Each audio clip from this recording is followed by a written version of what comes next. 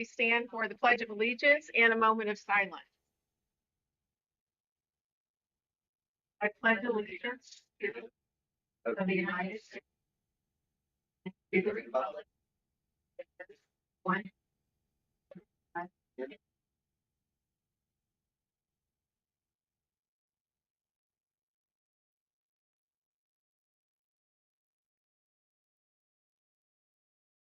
you. You may be seated.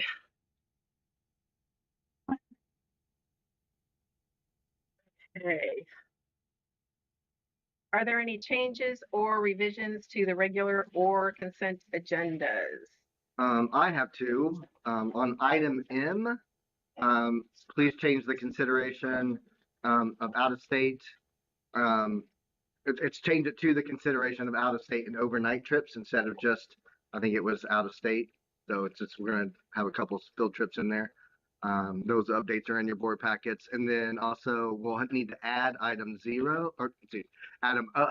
O, not zero, consideration of Chromebooks for surplus. Okay, anything else? Motion to approve then? I move to approve the regular and consent agendas as advised. We did that. Wade. Holly made the motion to approve the consent agendas as amended and the regular agenda as well. Wade seconded that. All those in favor? Thank you. Recognitions, new hires if present. Well, I have one. Here sitting to my right is Alexa Strevel. She is just been hired officially as the Executive Secretary and State Reports Manager. So we welcome Alexa and looking forward to working with her. She'll be the board secretary as well. So. Welcome. Welcome. Yep, welcome. Any others? Any other new hires? Nope. Okay. Okay. AP program recognition, Ms. Gardner and staff.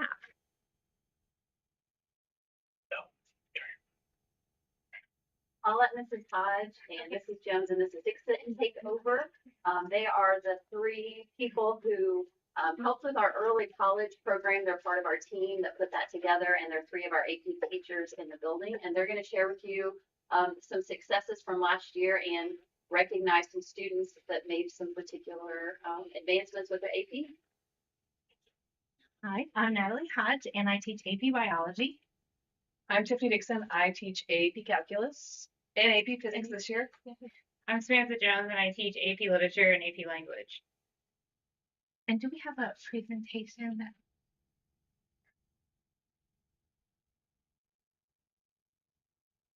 I'll do that.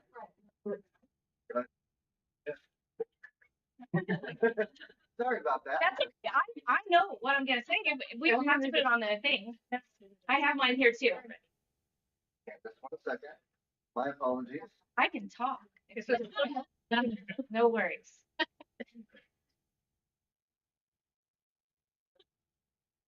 Directly from there. Here, we can talk about our AP program while we're we can just talk about our AP program. Okay, so I have been teaching AP Biology since I started teaching AP Biology in the 2010 school year, and I just finished my 15th year teaching AP Biology. I taught AP Computer Science Principles for 2 years and AP Computer Science A for 1 year.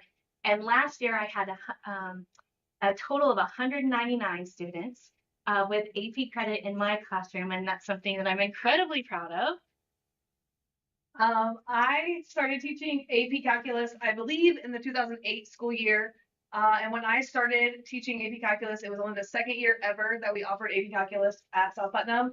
And the only other AP class that was offered at that time was AP English. I don't know which one, maybe literature. Yeah. But Mrs. Harriet Dobson was teaching it. Last year, with my current numbers, I think I'm at 104 kids that have gotten AP credit with AP Calculus. And then I've taught AP Physics this will be my second full-time year teaching AP Physics. So I'm excited to share with you how many different classes we offer now from where we started back in 2008. So I started teaching AP in 2021, I think. And I taught that same year I picked up AP Language and AP Literature at the same time. and I did not come prepared with all my total numbers. So if you go there, if you want, all my students out there know I love numbers. But I am happy to be an AP teacher here, and I'm excited to continue doing so. It's really crazy to think about how the program has grown since you guys were my teachers? Right, since 2010 when it was Mrs. Dixon, Mrs. Dobson, and I teaching AP, and here we are. So I'm really proud to say that we offered 10 AP. I don't do. You want to go on to the next slide? I know. I don't know. Just keep that. Yeah. Okay, there we go. We offered 10 AP classes for the 24-25 school year. And we participated in something called AP Tip-In through Notre Dame. And that's really helped us grow, I think, as educators. And we've got some data later on to show, kind of highlight some of that growth. But in case you're not familiar with the AP program, students that earn a 3, 4, or 5 earn college credit on that one-day exam. And this is what I am so proud of. You can see the number of students that earned a 1, which means that those are the students that that they didn't earn college credit, they're not as prepared. Over time, since we've been participating in this program with Notre Dame, we have seen such a serious decrease in percentages of students who've earned a 1 to 4.5%. And today we're here to present our AP Scholar Awards. So our AP Scholar Awards are granted to students who've earned a 3 in 3 or more classes. Let me switch over to this. And our first one is Addie Brinkman, who has earned credit in AP, CSP, AP, and World, and has an average of a 5. Which is pretty crazy. Great. Our next student is Ariel Dooley, who I think has already moved into college, and Kate Feltner is here. Kate Feltner, come on down, who has earned credit in biology, AP language, and APUSH. Okay. Next up, we have Amber Hennigan, who's already moved into Purdue, and Grant Jackman. I don't think Grant is here today. Jacob Kenworthy has already moved into college. Layla Mullen, who has earned credit in biology, AP computer science principles, and AP US history. Don't stop. Who's earned credit in AP computer science principles, AP language, and APUSH, AP US history. Joel Tyson, who has earned credit in biology, language, and APUSH. Taylor Wagner. And Taylor has earned credit in AP English language, AP US history, and AP World. And Reagan Wallace, who's already moved into college and is taking 8 exams. So those are our AP scholars. Our AP Scholar with Honor goes to students who've received an average score of at least 3.25 on all exams taken and have earned scores of 3 or higher on 4 or more exams. And I think we have 3. Elizabeth Dobson, earning credit in AP Computer Science Principles, AP English Language, APUSH, and World. Josie Houghton, earning credit in Biology, Chemistry, English Language, APUSH, and AP World. And I think that's it. Oh, and Audrey Richardson, I had 4. Audrey Richardson, who's already moved into Purdue, and she took 8 exams as well. And finally, the highest honor from College Board is the AP Scholar with Distinction.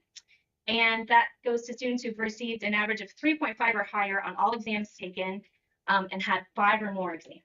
And we have a ton of kids that got this as a junior, like they're currently seniors, and it's the highest honor you can get. So everyone they pass this year is just next year they're going to also get the same award. But it's really awesome because now they can put that on their college applications versus already being at college when they get that. So it's very cool. Landon Chu has taken 5 exams, has credit in biology, AP Computer Science Principles, AP English Language, APUSH, and World. Way to go, Landon. And Danae Klein, who's already moved into Purdue and has 8 exams. And Noah Couch, who's already moved into Purdue with 10 exams taken, which is incredible. Alexis Dixon, who's just now a senior, and she has AP Chem, AP Computer Science A, AP Computer Science Principles, AP English Language, A Push and World.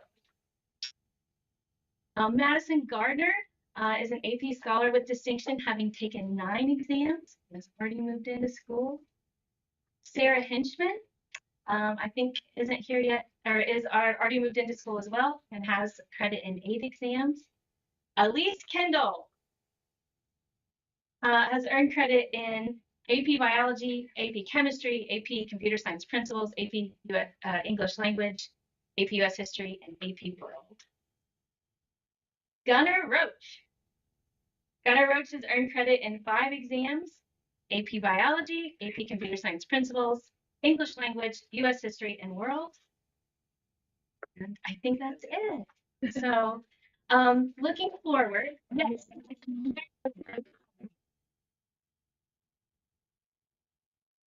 We are offering 2 more classes this year. We're up to 12 classes offered, offering AP Physics again, AP Computer Science Principles again, and continuing as an affiliate with AP Tiffin and Notre Dame. That's all. Thank you. Thank you. Thank you. Thank you very much. you. Thank you. And because all our scholars probably have homework to do, feel free to leave without hurting our feelings for not being here for the rest of the meeting. There goes the. Wow, that's amazing. That's great. It is.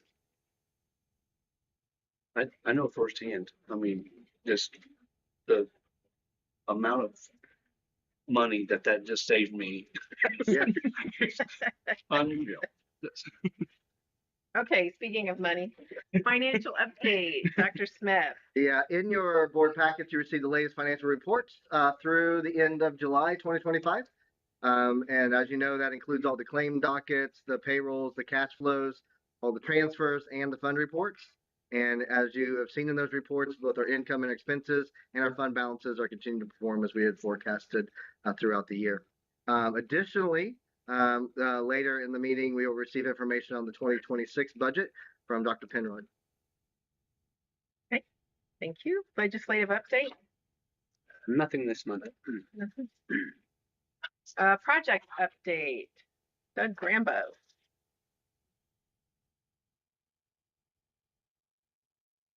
What are you doing? Yeah. So the more meetings I come to, the more impressive impressed I am with these students. They're absolutely amazing, getting all these awards, and man, it's really unreal. It's spectacular. So another hard thing to follow up, the status of the projects.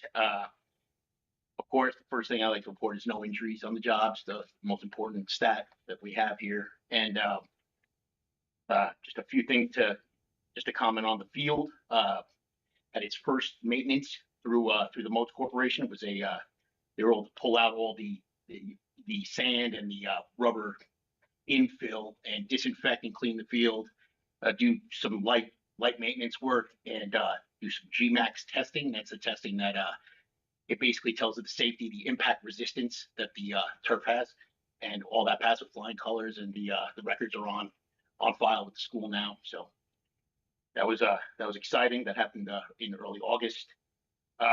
Central Elementary School parking lot was at substantial completion in time for the start of school, which was exciting. Now they have just a little bit of landscaping to be done that went out today. We're gonna be watering that consistently, and watched a few of the rainstorms, and water is cascading off of the asphalt down into the tree line. It's exciting. I've heard some good reviews for pickup and drop off to start the year with the new system. So better than bad. Yeah. Yeah. Sure. Another exciting piece of information: the pool is open, so that's really exciting. And the new systems are active and working as they should. Anna was a big help with that. Spear was on site several times to help dial the UV system in, but it's everything is up and running. Chemical levels are as they should be, and the students have been in the pool, so it's a big milestone. Yeah, good. And then onto the field house. The There's constant exterior improvements going on. I'm sure everybody, when you pass by, it's almost daily. There's some new items going up and slight changes every time we pass by. Some milestones coming up. The slab is to be poured on the interior, the recessed slab for the flooring, and before the next meeting, hopefully we have some new floors going in.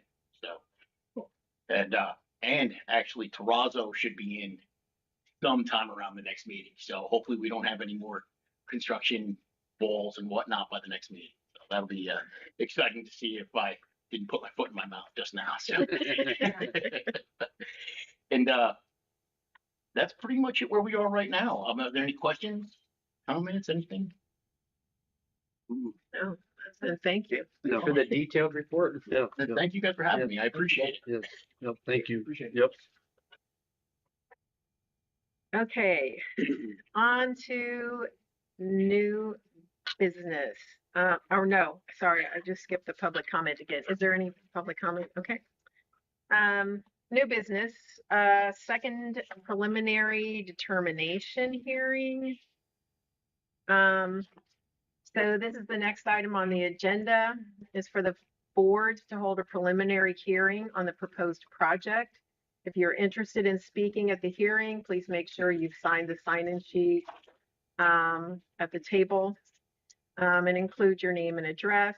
After the presentation by the administration and its advisors, there will be an opportunity for the public to make comments about the project.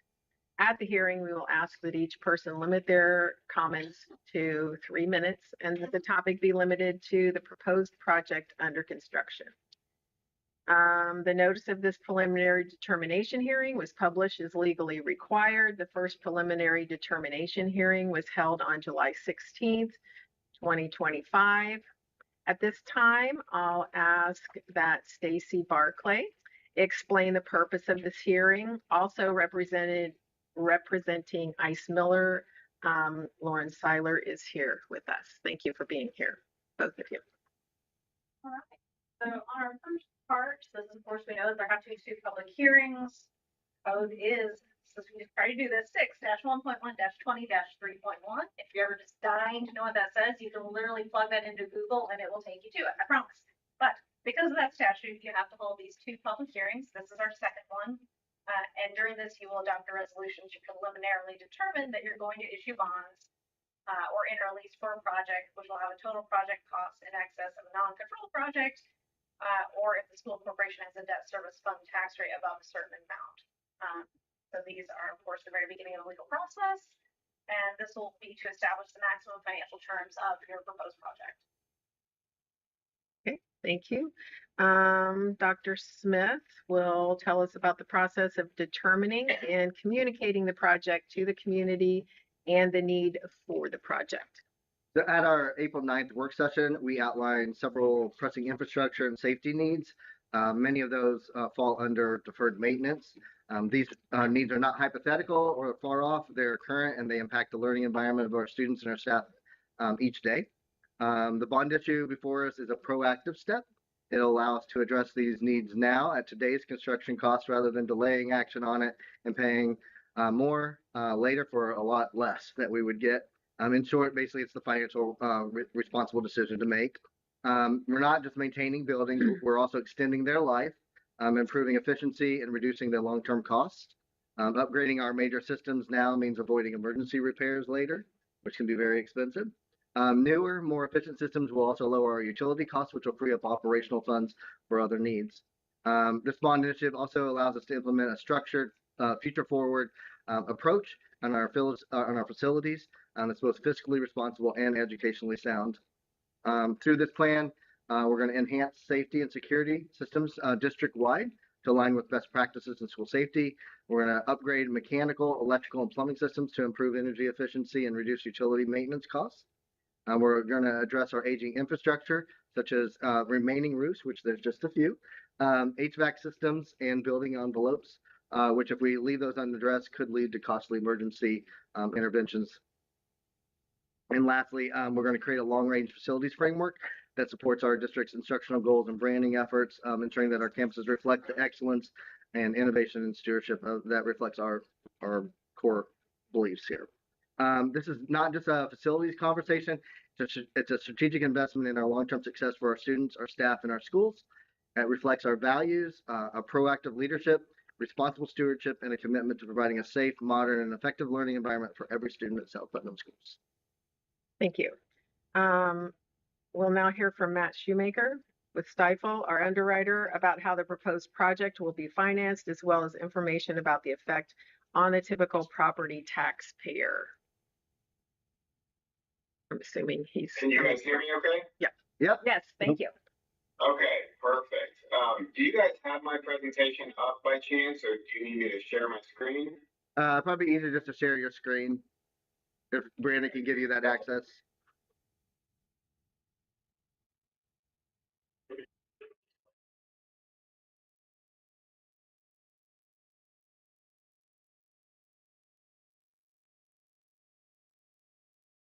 Did it pop up? Yep. Beautiful. Okay, great. I'm terrible at technology. Well, thank you. It's great to see you all again. Sorry I couldn't join in person. This is the same presentation that we gave back in June, but I will walk through it again, and then please ask any questions that you may have. I'll be happy to answer those. So, first thing we always look at when we're talking about new projects is the current state of the school corporation's debt service level. So this page shows all of your outstanding obligations that are paid from the debt service fund, color coded by outstanding bond. So you can see in 2025, you'll have payments from the 21, 23, and then both of the 24 bonds. They're stacked on top of each other. The debt service levy is just under 3.5 million. It go down in 26, 28, and then again in 2030. So this is the exact picture that we want to see when we're talking new project, because we can fill payments beginning in 2026, do so without impacting the debt service levy. Hey, Matt, Yeah. could you put it in presentation view for us? Yes. Thank you. Yes. Thank you.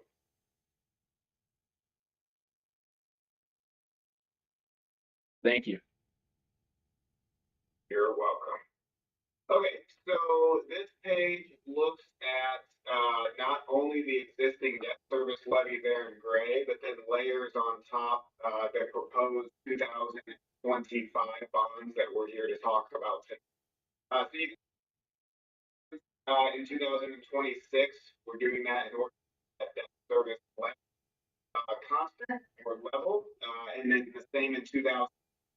And I will say this is just kind of the first take of this. This is not set in stone in any way, so we still have the ability to change up these payments to fit the school corporation goals. But the way it's structured right now, keep that levy level in 26 and 27, and then drop it in 2008, which would give you flexibility in the future to come back with additional projects if needed at that time, and do so without increasing the debt service level. So the story from this page is the levy that we have in 2025 will continue 2026, so that the taxpayers, what they're paying in 2025 will be the same in 2026 in regards to the debt service levy. So no increase in taxes from this project proposed tonight. In terms of the parameters, you'll see this in your resolution, but I will summarize all of these parameters. So the par amount of the bonds, this is a minimum 6.6 million. You can borrow any number. 6.6 million, you cannot go over. Cost of issuance, these would be upfront professional fees. These are listed $200,000. I don't expect I would start conservative financial parameters. Proceeds available project is $6.4 million, pretty soft cost. The term of repayment, we've listed it the full 20 years, give you the maximum flexibility. We showed on the page before, we expect it to be paid off long before the 20-year term. Maximum lease payment, that's the highest amount that you can pay in any one year, listed $2 million. Estimated interest costs, we have listed at $3,872,875. One note on that, we've run that based on an assumed interest rate of 6%. If you were to sell this today, you'd be somewhere in the 4 to 4.25. If we're not selling this today, we're at certain numbers. So if an issue, we hope that it will get a much lower rate, and if so, bring down these interest costs.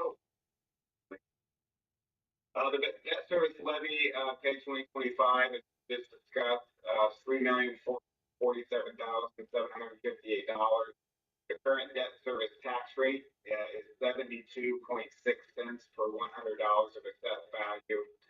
The maximum tax rate impact is listed at 42.11 cents. As we talked about, the taxpayers are going to see that impact, but simply taking the maximum lease payment, $2 million, and your pay 2025 net assessed value.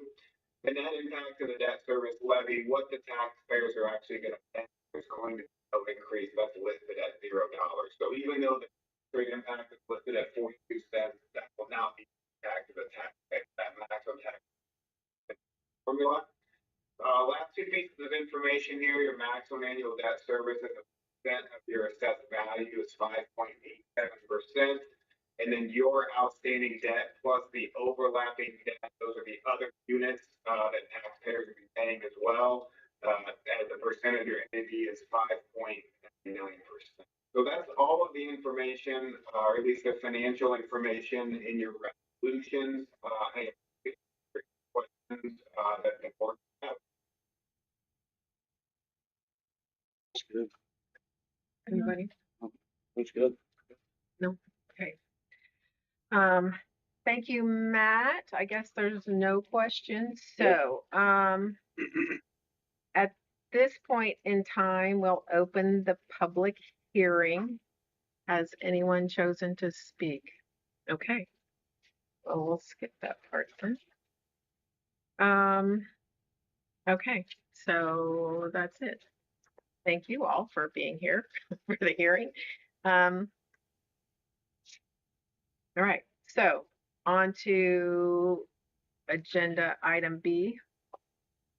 Consideration to adopt preliminary determination resolution. And I guess that's back to you, Stacy. Okay, so this again requires finance more than a certain amount for a given facility. This is the resolution that contains total project costs, maximum annual payment lease term, other financial terms such as the estimated principal amount, tax impact. Exactly what Matt had on that last slide is what you're looking at within this project resolution. Okay, so then now I need a motion and a second to adopt the preliminary determination resolution. I move to approve, to adopt the preliminary determination resolution. I'll second. Lee made the motion to approve or to adopt the preliminary determination resolution. Holly seconded that. All those in favor? Thank you. Motion carries.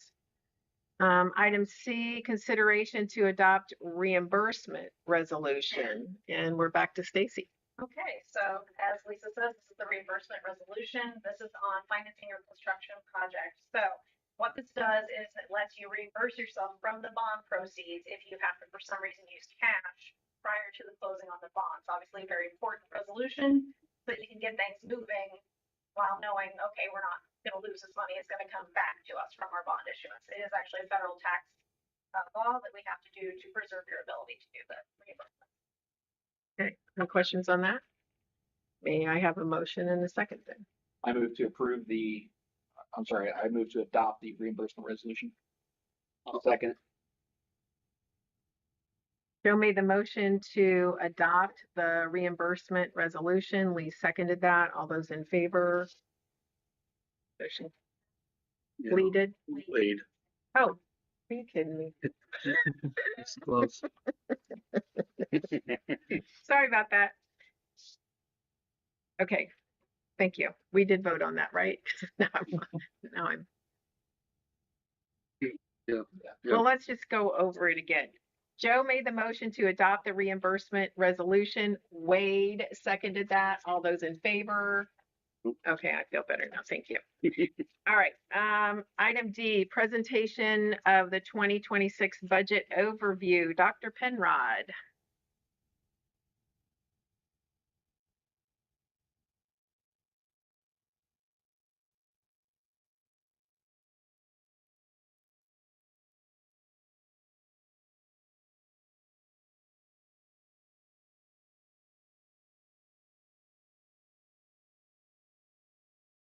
You there? Are you on mute? We can't hear you. Yeah, sorry. Okay. It looked great though. So, we have our 2026 budget workshop tonight. So, we've got it's a look real similar to what we've done in the past as far as like the process. Really, the process hasn't changed. Things have changed quite a bit. So we'll go. If anytime if there's any questions or anything, feel free to stop me and ask for stuff there.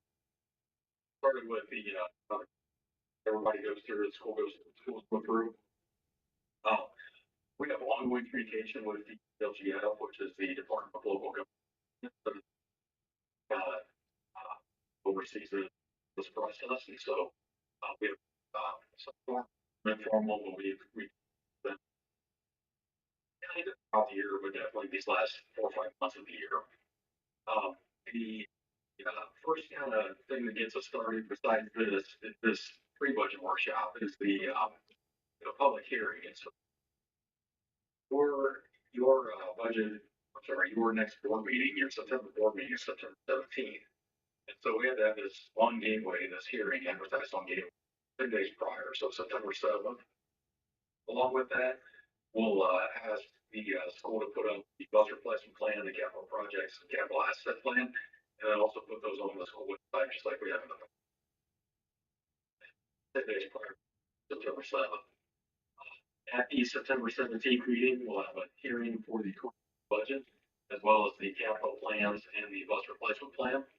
And at the board meeting in October, on the 15th, we'll ask for adoption of the 26 budget, capital asset project plan, and bus replacement plan, as well as 3 other associated resolutions. One is the ability to transfer within a fund. So if we have a line that is overspent, we can, within one line, fund, we can move money from, or move appropriation from another line to that line to show zero. And then we'll also ask for appropriate or resolution to transfer the same amount of money from the education fund to the operations fund. And then finally, the resolution to give permission to the administration to modify what's called line 1, line 2, or line 11. Line 1 being the 2026 budget, line 2 being what's left of the 2025 budget, and line 11 is the operating months, 1 December 26. Shortly after that meeting, we will upload everything in the Gateway, and then we don't do much with it then until we hear back from the DLGF, which is sometime in December, a lot of times mid late December, when they issue a 1782 notice. And 1782 notice is then we have 10 days to respond to that. And then once we respond, that becomes final, and then eventually they do the budget order for the county. The framework of this particular of the budget again is the requirements of South Putnam, just like any other school. We're going to use the state prescribed forms, so those are completed and submitted online through Gateway. We advertise that hearing through Gateway, the bus replacement, the capital assets project plan. Hope that hearing is submitted by November. The department then has to review and modify everything sent. They're going to set final tax rate. Like I said, deliver the budget order 1782 notice, then the final budget order after we fund. And then from the Christmas Day, this will be real similar to the 25 budget, especially like the format, that kind of thing. But there is something that we'll have to do here September through November by way of negotiations with the Teachers Association. And so kind of an odd time nowadays because they don't even, as we'll see on the next slide, until October 1. We start September 15th with negotiations, and so that's salary benefits or the original raise negotiations will play a big part in the 2026 budget as well. So the education fund, we'll go through fund by fund here. The education fund has a foundation amount this year of $6,967. Last year was 6681, and so that being, mathematically, that's a 4.3%. The one thing that kind of caveat there is that 4.3% now includes the girls reimbursement. And in the past, that's not been the case. So we'll see the 6 per kid, and then they got another, say, $200,000 in girls reimbursement. For that is that 4.3% of kind of inflating that number a little bit. And then what would happen is that by law, that the materials designation, so you are up, if you were up 200,000, or if you had 200,000 reimbursement last year, and then this year you're up 150,000, take out the 200,000 and you're down to 1,000, you would start negotiating. So, so that is a full we that's what we just as a note, we'll talk about this next year, but this next year's budget is 7071 on the foundation. It's 1.5% higher. It includes the curriculum materials reimbursement already. That needs to be back up.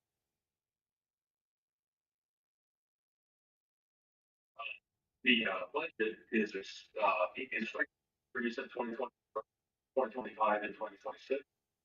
Salary benefit lines will likely be the place where we increase most of that, if not all, because that's where the majority let's just go with the salary.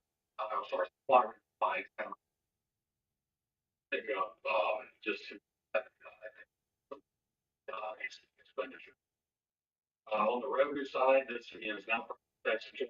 This is based on student enrollment, which we call ADM. And then the capital grants, I'm going to special ed, CTE, or and honors diploma, foster student snack tan on purpose. So we've got a student comes to school, doesn't but CTE or honors diploma classes, just $1,967 per student. If special ed CTE or honors, then they start generating more dollars from that 6967. And then the foster student SNAP and TANF is a direct certification, so nobody's filling out any forms or refusing to fill out any forms. If a student is on those free programs, they can get a direct certification.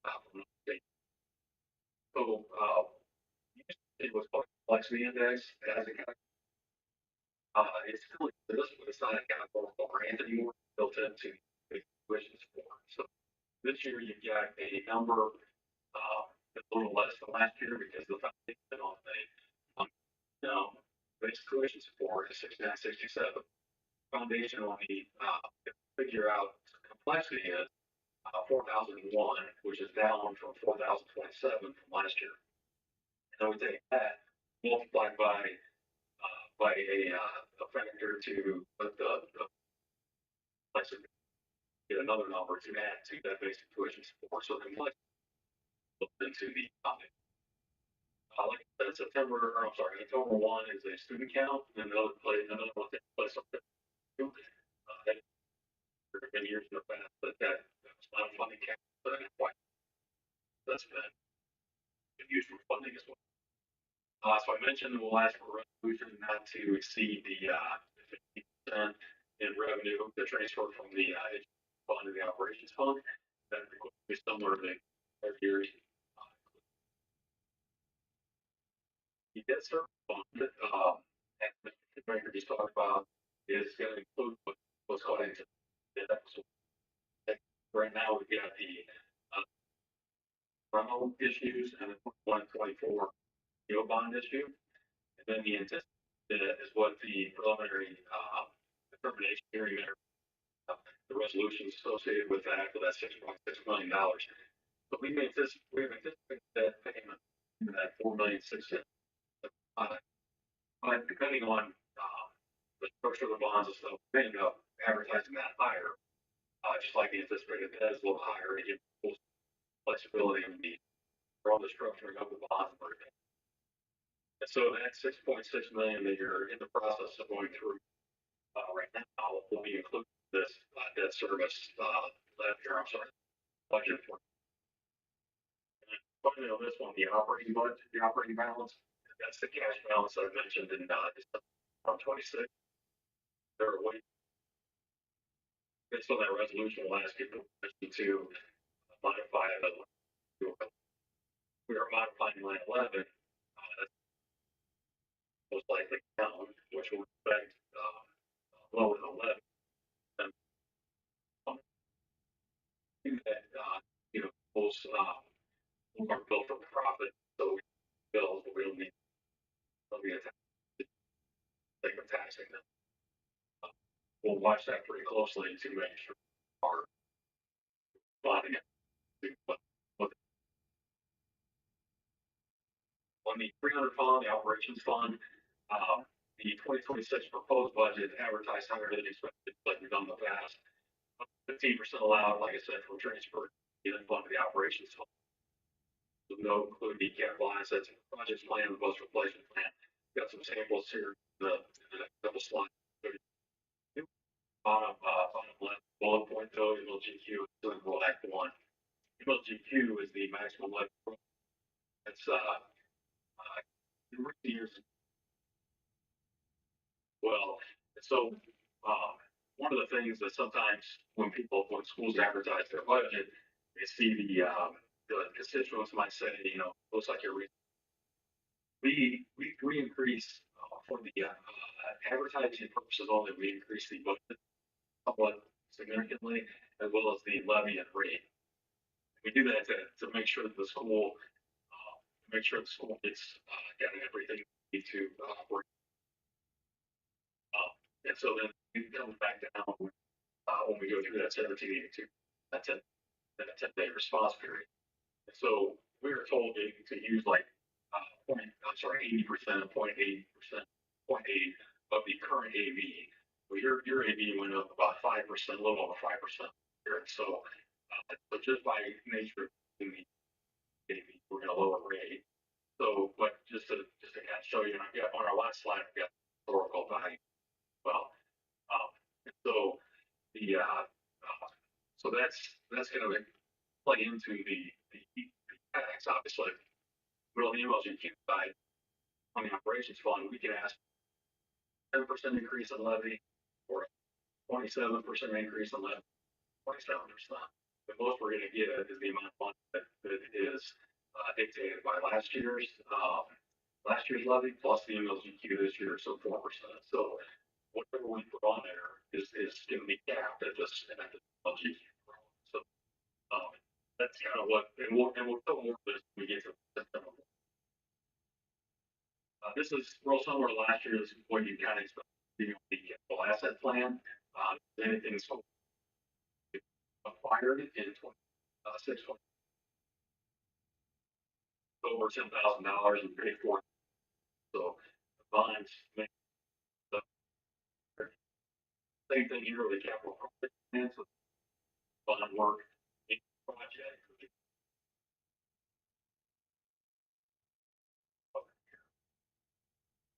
Bus replacement plan, your plan, so 2026 to 2030, based on the assumption that the minimum life of a bus is not less than 12 years. So even though it's a 5-year plan, we have 12-year buses. Buses can last longer than that. They just have to be 2 times. It's the sample bus replacement plan. So in this case, you see 44 on this. Gets replaced. They said the cost of 150,000. 2013 gets replaced in 27 and 155, so forth. So we've seen that in the with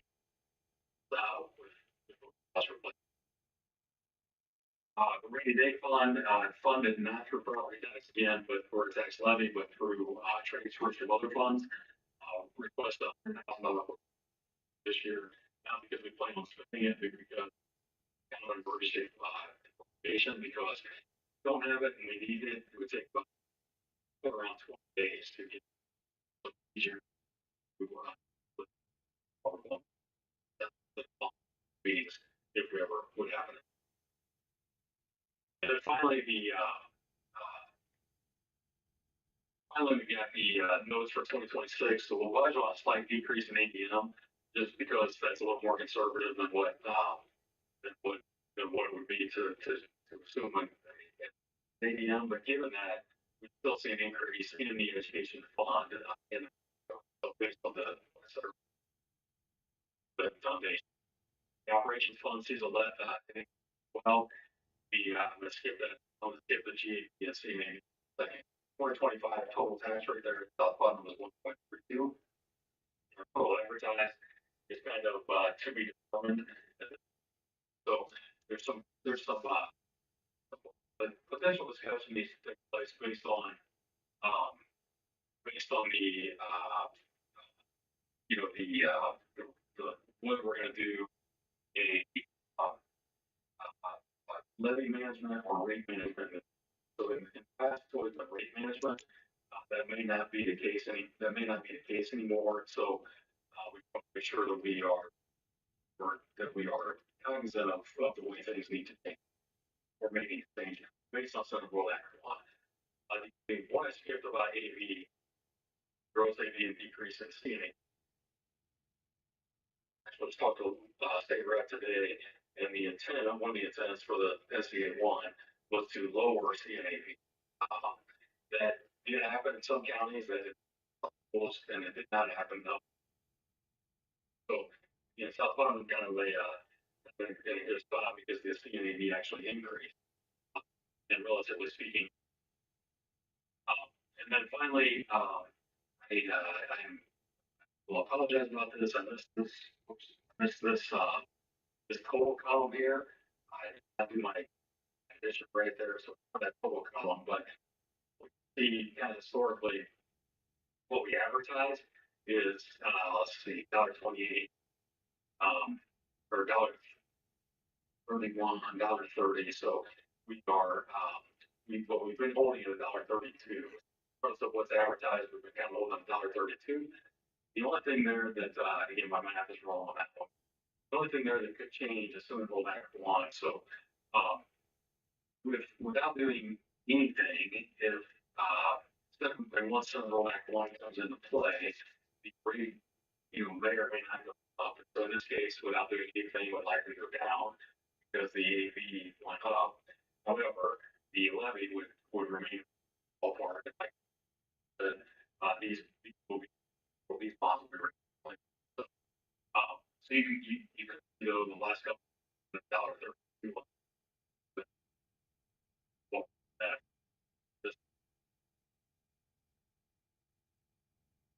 That that's my last question. A lot proactive on the budget side of things. But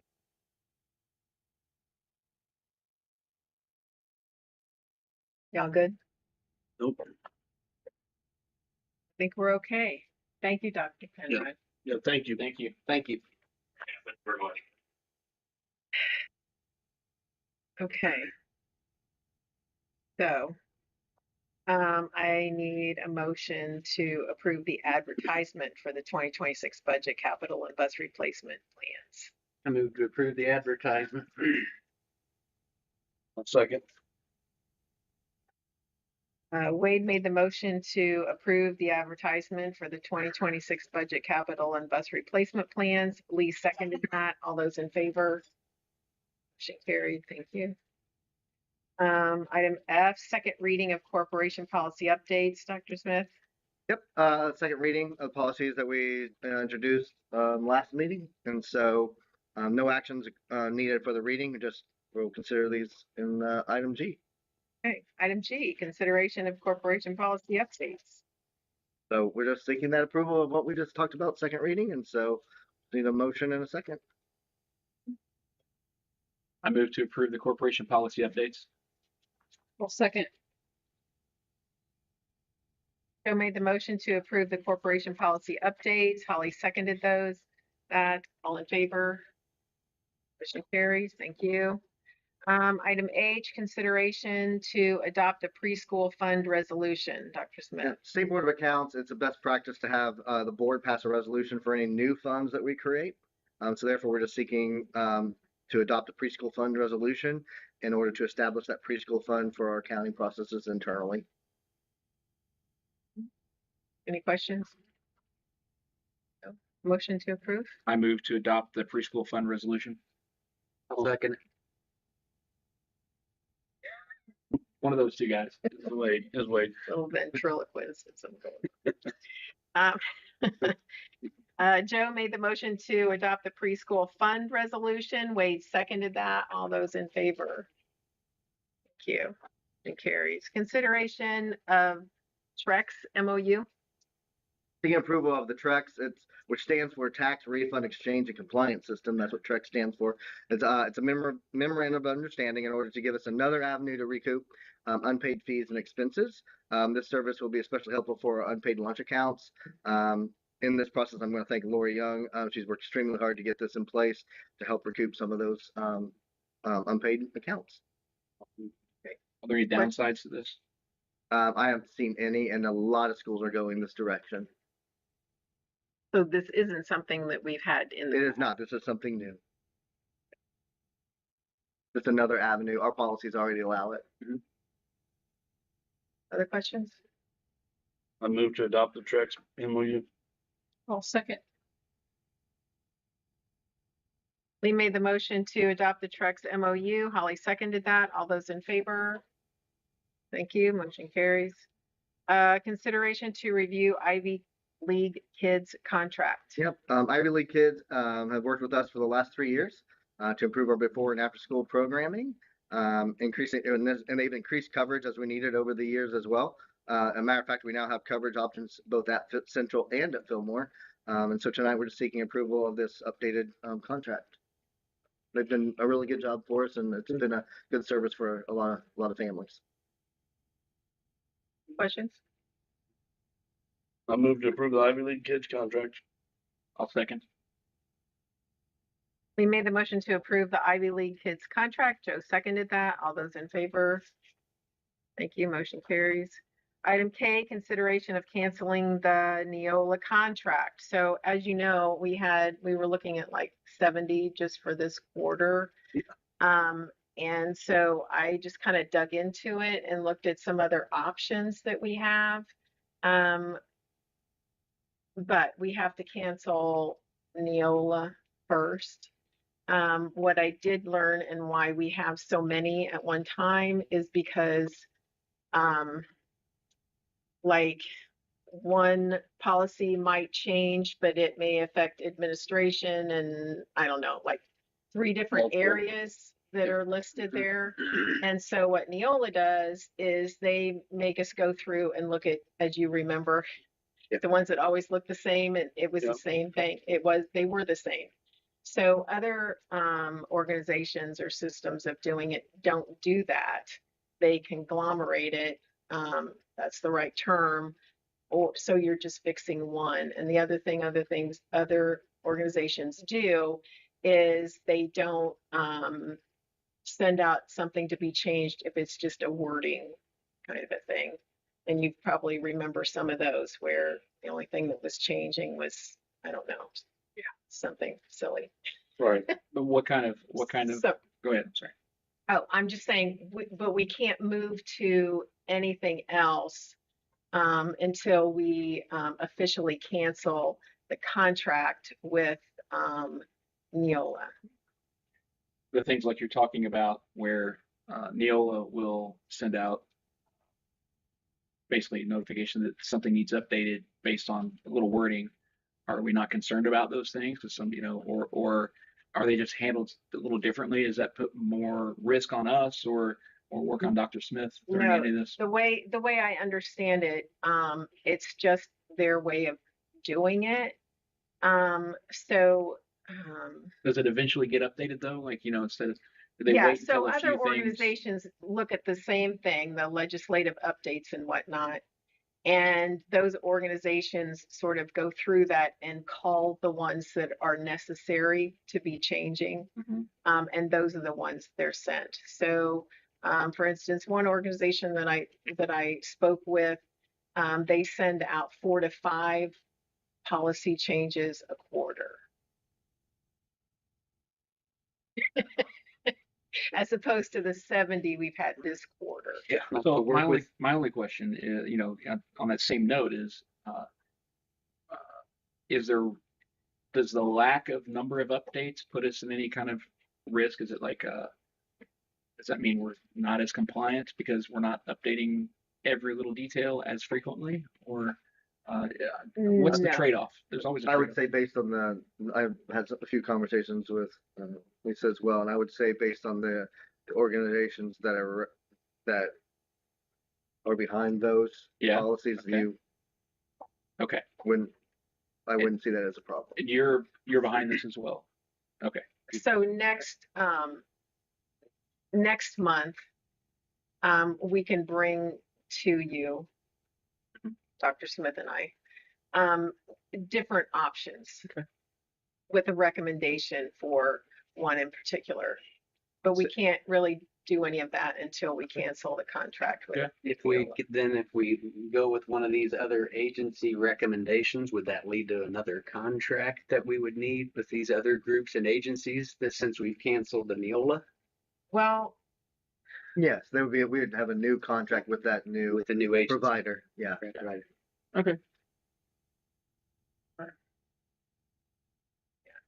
So that, I guess I'm asking if you all are willing to cancel Neola and move our policy provider to a different organization that would save us money and time, as it turns out. Saves Dr. Smith plenty of time too. Yeah. You have any comments to add? No. Based on our conversations, I think it's a good direction to head. Okay.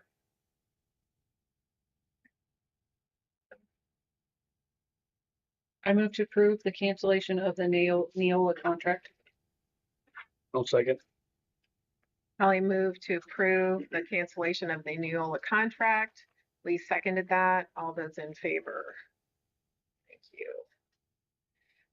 Item L, consideration of policy analytics renewal. Yes, the Poly Analytics have been with us for just a little while. They've helped us navigate some of this new property tax revenue changes brought on by the 2025 legislative session, especially Senate Enrolled Act 1, which has come up many times tonight already. The property tax impacts will continue to develop district by district, and having the insight that Barry Gardner and his team provides helps us to make much more informed decisions, especially on bond issues and those types of things and budgeting processes. Dr. Penrod and I have discussed this as well. He concurs that it'll be very beneficial to have this information from policy analytics, and it'll keep us updated as that continues to develop, because things will continue to develop as the Senate Enrolled Act becomes more relevant. Lisa, you had addressed a concern, or not necessarily a concern, but question renewing, and I spoke to another superintendent. It was referred to as essential to have continue with the policy analytics. Yeah, I also talked to Dr. Penrod. I just called him because I don't understand. All I know about that in particular and how it works. And so, yeah, I just talked to him this afternoon, and yeah, he told me a little bit more about how that's used. And so, yeah, thank you though. Anyone else? Questions, comments? Okay. May I have a motion then? I move to renew the policy analytics contract. I'll second. Joe made the motion to approve or to renew the policy analytics contract. Lee seconded that. All those in favor? Thank you. Item M, consideration of out-of-state and overnight field trips. Yep. So that's one of the changes from the original agenda. As per our policy, overnight or out-of-state field trips require school board approval. So in your packets, there's an out-of-state field trip request for our seniors to go to St. Louis in September. And additionally, there's a request for FFA overnight trip. Those details are in your packets. And tonight we're just seeking approval of these so that our students can go on those trips. Comments? I move to approve field trip request. A second. You did, Joe? Wade moved to approve the field trip requests. Joe seconded that. All those in favor? Item N, consideration of facilities usage request form. As we have improved our facilities throughout the district and with others coming online very soon, we had not updated our facilities use request form to reflect increased cost, increased insurance requirements, and so forth. Anna Kendall and Troy Burgess have worked diligently through the current form and made appropriate updates and recommendations. We then sent that form, all their work, very good work. We sent that to Tim Shelley and his firm to look through the document to ensure adequacy, legal terminology, appropriateness, all that type of thing, make sure we're protected well. And so in your board packet is the final version form of that came back from Tim Shelley's firm. And tonight we're just seeking approval of that so that we can make sure we're well protected as we move into these new facilities. So, and have outside groups using them or yeah, that was my question. So this final version is not necessarily charging our own youth leagues, correct? I mean, to use our facilities, right? Correct. And Ms. Gardner, would you like to speak to that just a little bit? Just she was part of those conversations as well. To echo what Dr. Smith said, Anna and Troy and Annabelle Light share the research looking at schools around us. And this is coming out because we're used to people within our school and connected our school, using our school, of course, right? That's what it's for our students. But someone else can ask to use our facility. Sure. So we have to have a policy and procedures in that if they can use our facility. And so with the new facilities and updated facilities, they have a lot of value and they can endure and so what this policy for. So to speak to your question specifically, it's a big concern. We don't want our youth programs or school associated organizations that use our facility in the past. I think we're going to charge them. At the bottom of the second page, we have a statement on there, and I realize it feels a little vague, but it has to be, right? Because each scenario that comes to us has to be individually evaluated. But the kind of the broad answer is no. If it's an organization that's serving that's directly connected to our school, our students, most of the time, all or most of those we would wait, and then we would negotiate individually. Something specific like a custodial fee. We might have a group that says, "Hey, we're gonna." Again, our people are saying we have a South Putnam employee, so we can provide supervision in our group, right? And we're willing. Cleaning. Right. If somebody said, "Hey, we don't want to take out trash and do the cleaning," then we say, "Okay, here's the custodial fees." That's for some of that. Yeah. Individual negotiation. Okay. Thank you for that. And clearly, we're not making a lot of money or any money on it. It's just those fees are just set to cover our expenses, right? Whether it's the lights or the whatever. Janitorial or. And again, remember, like if somebody came in from Minneapolis and they said, "I was located on the corner of 231 and 40. And I'm going to come in from Indianapolis and I'm a for-profit organization and I'm going to serve people not connected to this community or these people and ask to use our facility." We reserve the right to say no, right? We need to evaluate that application.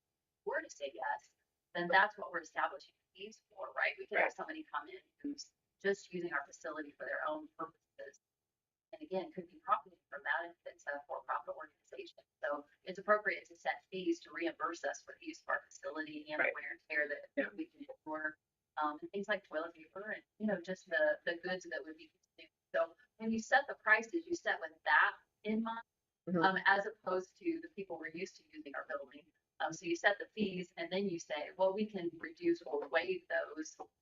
Depending on who's coming in the house to use it, how connected they are to the school and the students who attend here.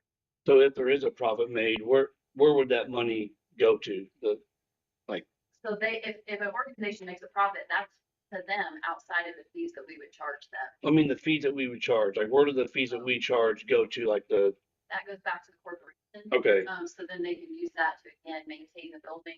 Okay. Operations, those kinds It of doesn't things. go to athletic department if that's where you're. Yeah, it's like it's not just like just focused where on you're athletic. Yeah. No, Yeah. it goes back. No, I, Yeah, no, I, It goes back to the corporation as a whole. yeah. I mean, because if the Yeah. building gets 12, not just Well, athletics are right yeah, are yeah, involved. So it's- just Yeah, the athletic Yeah. department doesn't pay for the Right. wear and tear. Right. It has to go That's back right. to operations. Yes, Yes, it that's goes back to yeah. operation. Yeah, that's kind of what I was getting Yeah, at. So janitorial Right, and all that right. stuff, yes, upkeep. yes. Thank you. Any other questions? Oh, go ahead. Yeah, I have a question. One of my questions is, or I guess the only question I have, I guess, would be, is there a general guideline and like to know where that line in the sand is? And I don't recall seeing it in here, like what we consider as a affiliated or non-affiliated.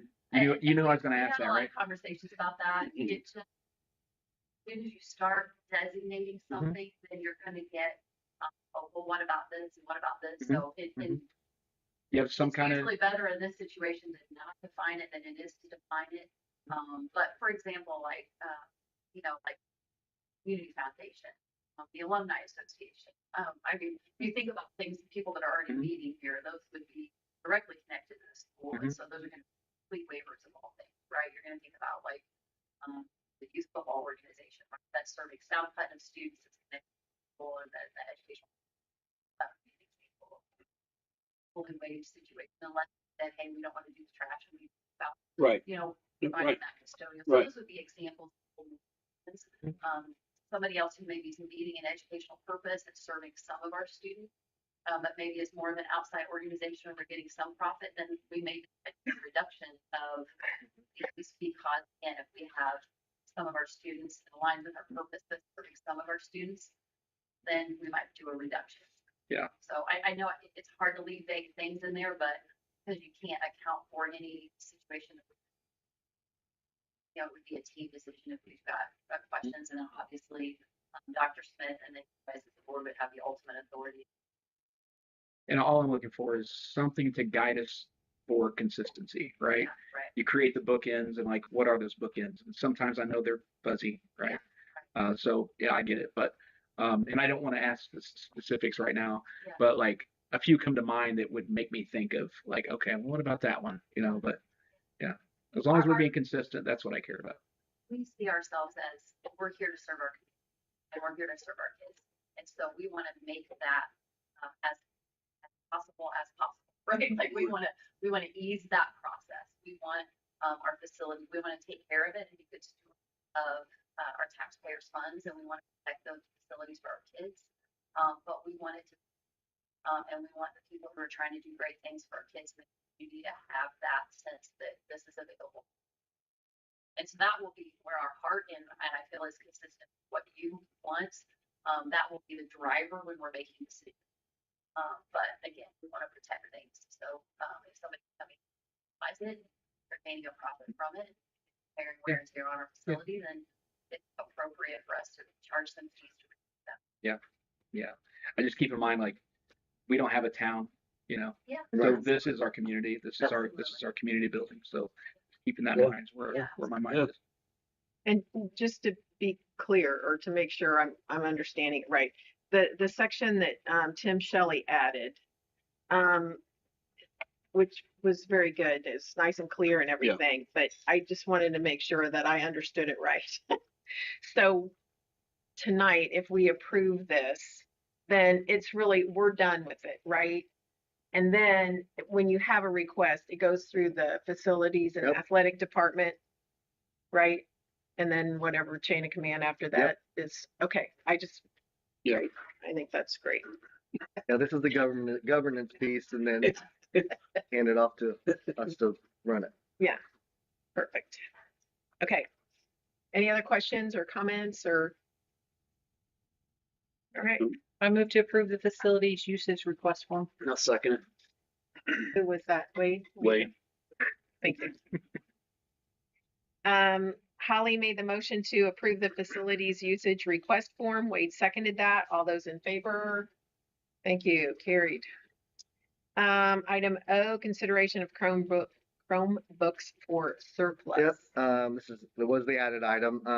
5 stars, recommended several Chromebooks to be considered for surplus. I'm sure this isn't going to be the end. It'll probably be next board meeting too.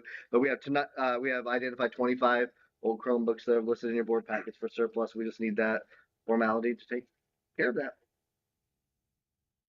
I I move, move, go ahead, go ahead. I You move got it. to approve the Chromebooks for surplus. I'll second it. Holly made the motion to approve the Chromebooks for surplus. Joe seconded that. All those in favor? Thank you. Motion carries. All right, moving right along to superintendent's report. Yep, off to a great start here at South Putnam. Things are running very, very well. Well-oiled machine. Things are going great. Academic, sports, extracurriculars, all full force. Really good to see activity in the schools and see parents, students, staff, all that. Last Friday at the jamboree, or that's what we called it. Is that right? Yeah. Yep. Really cool to see the communities all come together and a lot of activity out there. That was neat. Continuing to we're continuing the process of streamlining and making our operations and communications more efficient. So look for some more actions on these initiatives in the coming months. We're working on some things. Some of these options were not available before because some of it's technology. And so as we move down the road on some of these things, we'll evaluate them, vet them, and we'll bring them to you for approval as we move forward. We're reviewing our 3 to 5 year infrastructure plan as we've hit most of those major milestones from the previous plan. So part of our discussion tonight and some of those goes right into that. And lastly, no item of interest is I had a great meeting with Dr. Jenner, the Secretary of Education, last Monday on the 11th, and I look to share many of those outcomes from that meeting with you very soon. So, it's a great meeting. So, Good. other than that, that's all I have for now. Anyone have anything to add? Okay, if there's nothing else, we will adjourn. Our next regular school board meeting will be held on Wednesday, September 17th, 2025 at 6 p.m. right here.